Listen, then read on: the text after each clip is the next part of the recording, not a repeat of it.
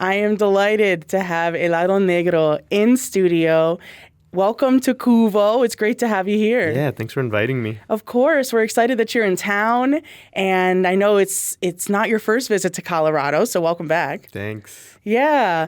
Helado Negro, I have been in a deep dive on your latest EP, I have to say. The Last Sound on Earth. I've listened to it a few different times in headphones, immersed in the car, driving, and I'm really intrigued. I was intrigued initially by reading that it was inspired by the question, what will the last sound I hear before I die be? And at that point, I read that, and I just soaked in the EP. And then I went back and kind of really dug into what each of the songs, the intention behind them. And this is like a concept EP, but it really feels like therapy in the way that it lays out. I know that it's reflecting on a lot of the things going on in our world, despair, hope, inspiration, our planet in crisis. How did you get to the point where you wanted to tackle some of these things and make a sonic exploration of them? I don't know that I'm tackling anything. I feel like I'm fumbling like anyone else. I think it's more so that I am always, we're absorbing and then responding and hopefully not reacting too much, but just kind of processing what's what. And I think with all these songs, they're not necessarily so much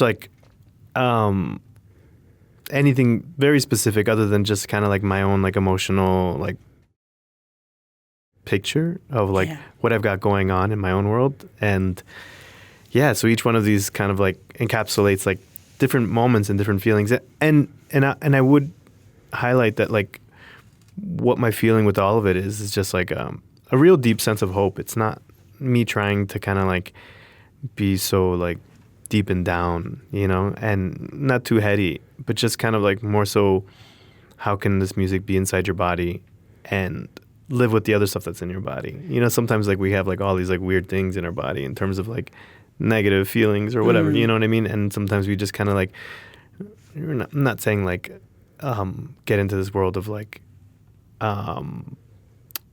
forget, just kind of wash over it and don't listen to the news or whatever, No. It's more so sometimes it's just maybe it's okay to dance and then that's it, and it's okay and you don't have to address everything at every moment of your day, and I think that's what this is about. And because I feel going back to what I said, I think it's not about being reactionary, and I think it's really about being thoughtful about what you want to do and say. And sometimes it takes a minute, and sometimes it's not maybe you can never say anything. Right.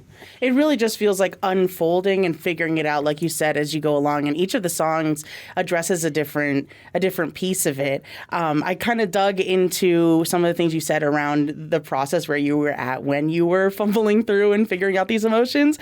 And it led me to Michael Snow's Wavelength, which I know you watched, which is a trip, honestly. Yeah. How did you're into that experimental art world? Is that just, I know it's a pillar of part of it. How did that inform what you were doing? Because I had to also watch it in increments.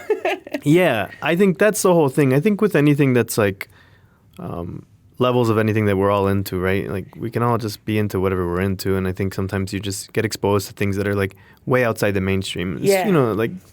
That video as an example, as a piece, an endurance piece, a time-based piece, something that's art, something that's video art, something that's a film. It kind of has a lot of names. When you watch it, it's hard, but makes you think a lot.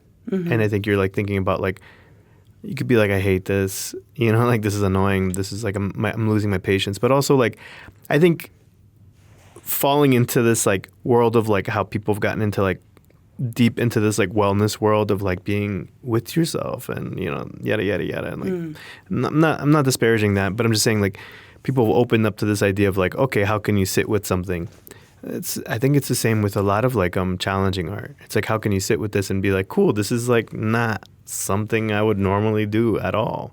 And I think that's important to think about. So it's outside of these things about wellness, thinking about like cultural like ideas of how like we're always like in this like world of discomfort when we don't know what the hell's going on, and even more so like speaking to like what's going on in the United States and you know worldwide. I think there's always a sense of fear when politics and social politics get involved, and so I think it's like it's within these contexts. It's like if you can excite yourself enough to kind of like be into some weird art and then sit with it, you can probably get along with people and like talk to people and like have some patience to like get into like other things in the world, and not so much about trying to it's not so much about being like, oh, I'm into what I'm into, and it's fine. I think that's actually great to be into what you're into, but it's also good to give yourself an opportunity to love the things that you love so much, because you're like, oh, I don't really like that. I tried that out and I'm not into it. You know, but by not trying it out puts you in a place where you're like, you never even tried. You know, and I feel that energy, that trying to sit with it and untangle it with this album, which I know you invited listeners to do.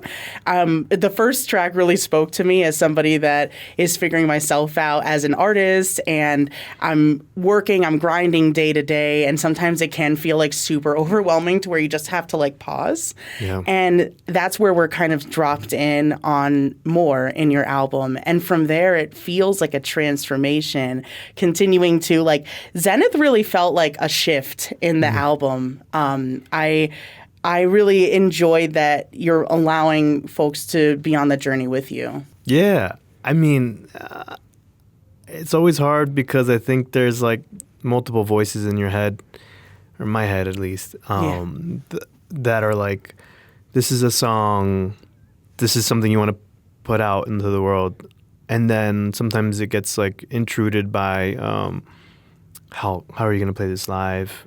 Should this even be a song on your, you know what I mean? Like, how does it work in the machine of the industry? Like, how are you going to be able to perform this? This is a single. Do you have to edit it? You know, there's all these little things that start to happen.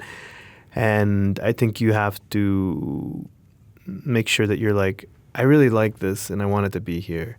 And that's it. You know, that's got to be like the main thing for me. And like with that song Zenith, there's a big part of my world is making things as much as possible, and most of the times when I'm making stuff, I just like put the month and the day and the year usually.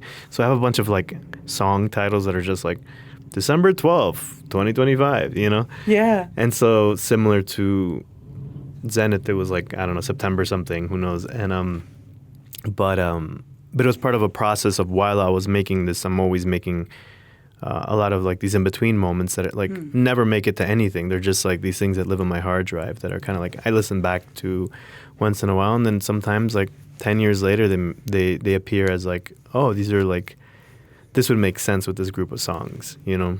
Yeah, I feel like that really ties into, I know this album, because it's like processing, like it's not a linear thing. So while you're creating this, it makes sense that you're also exploring other things along the way. I love that you return to them too, and some of them are just for that moment, and then some of them might blossom into something else. Definitely. Yeah. Yeah. And I think that's important, because I think I'm sure there's a lot of musicians who feel the same way. I'm sure there's a lot of musicians who do exactly what I do, and visual artists and writers. You know, I think we're all just, you create and you know, nothing, you know, some things are just like the way you want them to be, and some things are you're just like confused how to even make it make sense, you know? I know with your art, you're also a visual artist. And so when you're writing these songs, are you picking up the visual cues as well? Or is it something that you sit back as like a experiencer and listen to your music and then make the visual component? Yeah, that's a good question. There's moments where there's things that are, you know, reflect some kind of like textural feeling visually. I think more specifically when I'm making like, I'll make a lot of music videos for my songs, and my background is doing that, like editing and creating videos.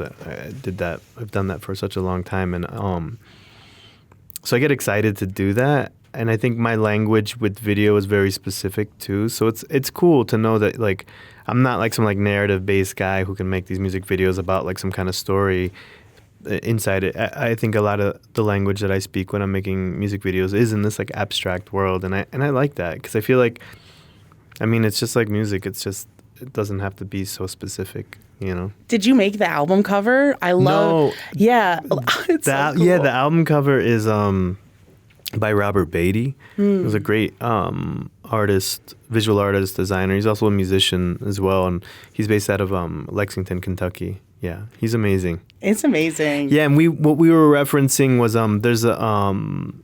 there's an album.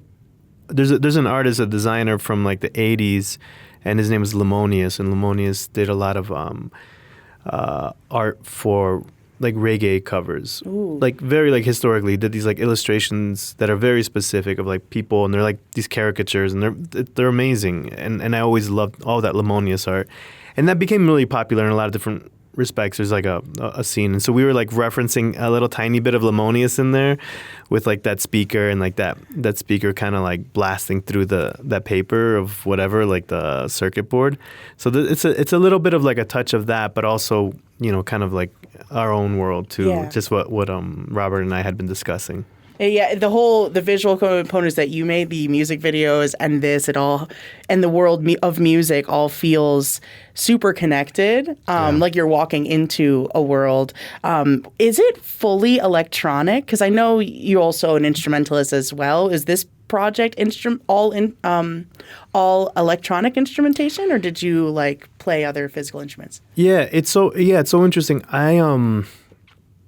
There's nothing that I did on this that I would say is different than I would do in any other record. You know, I probably played like Rhodes somewhere on this, and I'm trying to remember the other things that were played on this off the top of my head. But more than anything, I think it's really interesting because I think I've always made in the same way. I've always composed with computers and samplers and things like that.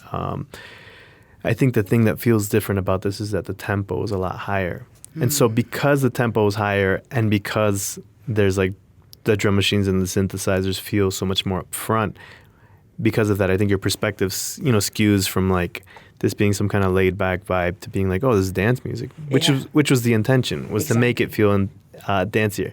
But it would be interesting, you know, the perspective is like if it was like guitar, bass, and drums, it would feel more like that, you know? It's just kind of, it is interesting. Yeah. So I don't even know where I'm going with this other than just like, it's no different than anything I've ever done except the tempo's higher. The tempo's, well, because you're inviting folks to dance through everything. Yeah. And that's the energy that you bring to your live concerts as well. Have you felt that with the audience, like that release? Because like when I'm listening to this album and we get to the end where you're inviting people to fight for change, to hold on, it does feel like the chaos turns into a positive. And obviously, like I know that's what you're inviting people to bring in. So you're probably bringing that energy to the concerts as well. Yeah. I love dancing on stage, and that's something that I really enjoy doing, and I try to invite people to do it, because I feel like sometimes it's like we're all a little like